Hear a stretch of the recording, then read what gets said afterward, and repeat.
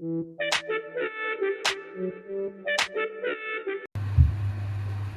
everyone, my name is Aretha Topayung from Accounting Department, and now I'm in the fourth semester.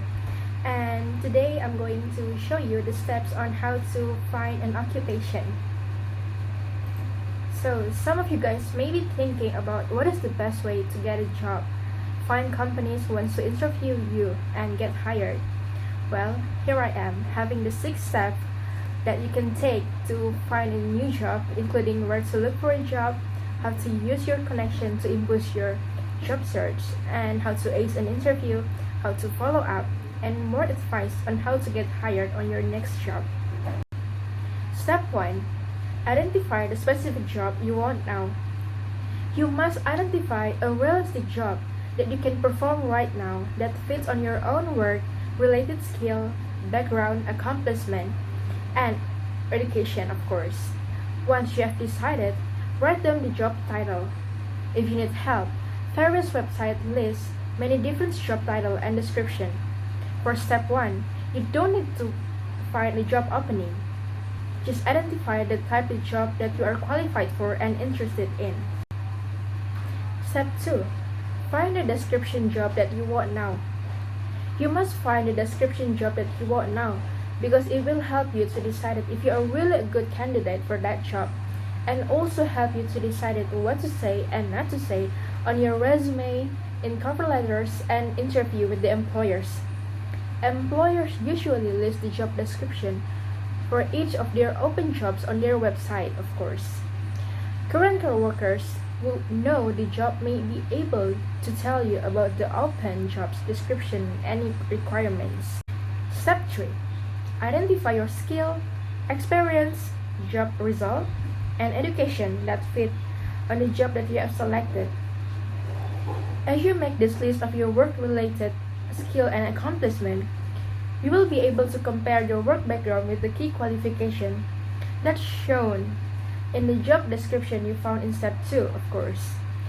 If your list shows that your skills match up nicely with the needs of the job you have selected in step 1, then move forward to the next step, which is step 4 to 6.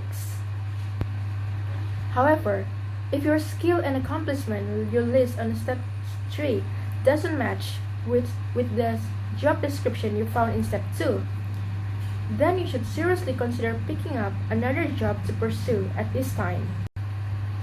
Step 4. Write a customized 1 or 2 page of your resume.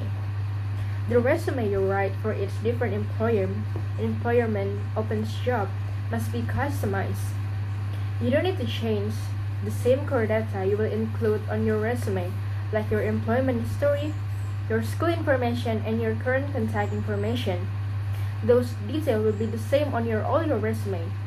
But if you apply for a job with more than 1 job description, somehow each employer will have a different or even a very different job description for their job. Therefore, you must select which of your skill and accomplishment are relevant to each job description. Put those onto your resume. Concise statements that start with a descriptive verb like research, develop, produce, manage, and so on. Step 5. Find employers who are now hiring people for the job you want. There are always some open jobs to be filled in every hard times. Employers retired, change job, get promoted, get demoted, or move away. And these are always some business growing and needing more workers. All of this situation leads to the job becoming available that need to be filled by a qualified candidate. Sometimes this happens in small trickle and sometimes in floods of open jobs to be filled. So don't get discouraged if you haven't found a job yet. Just keep looking for a job that you want. The last step is learn to interview well before sending your resume to employers. Before you begin to send your fine-tuned resume to prospective employers, you must first learn how to interview well.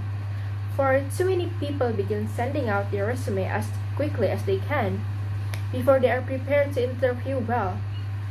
The problem with this is that some of these job seekers may get invited right away for interview, but this candidate get excited, goes to the interview before preparing adequately for it, don't interview well, and therefore they don't get the job.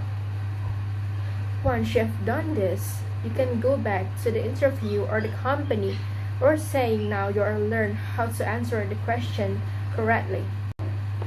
And how you answer every question in the interview is critical to your success in getting the job you want.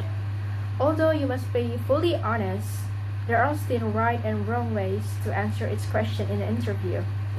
Well, I think you're gonna be asking about this question like, what are your strengths and weaknesses? What problem did you have in your former job that now you would handle differently? What are your salary requirements? And what will you be doing in 5 years?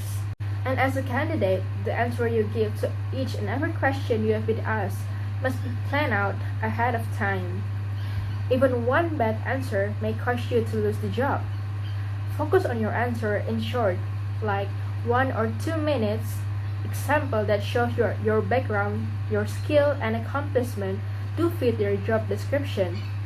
Research the organization before the first interview so you can tailor your response to their needs. And at the end of the most interview, you will have the opportunity to ask the employer a few questions. Your very best question is to ask about the open job. What needs to be accomplished or changed in this job? This will help you in a future interview if you are asked to come back again. You can generally save your questions about the organization work, goals, work culture, salary unless you have been asked about it, work hours, and the last but not least, benefits for the future interview. And these are my job vacancy, my curriculum vitae, my job application letter, and reference letter. So the first one is job application letter is defined as a post paid that is newly created, unoccupied, and is about to become vacant, for which the employer is taking active steps and is prepared to take further steps to find suitable candidates from outside the enterprise concerned. And the second one is curriculum vitae. It's a document used to list one qualification and apply for employment. It works in much the same ways as resume and provides detailed information about an individual educational and work history. And the third one is job application letter, also known as cover letter. It's a letter you send with your resume to provide information on your skills and experience.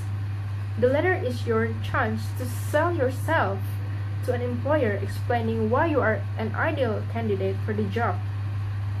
And the last one is reference letter, also known as recommendation letter.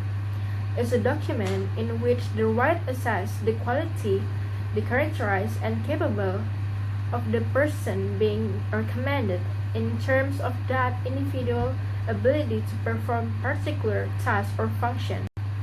So that is all the explanation about how to find an occupation and the steps for it. So thank you for watching.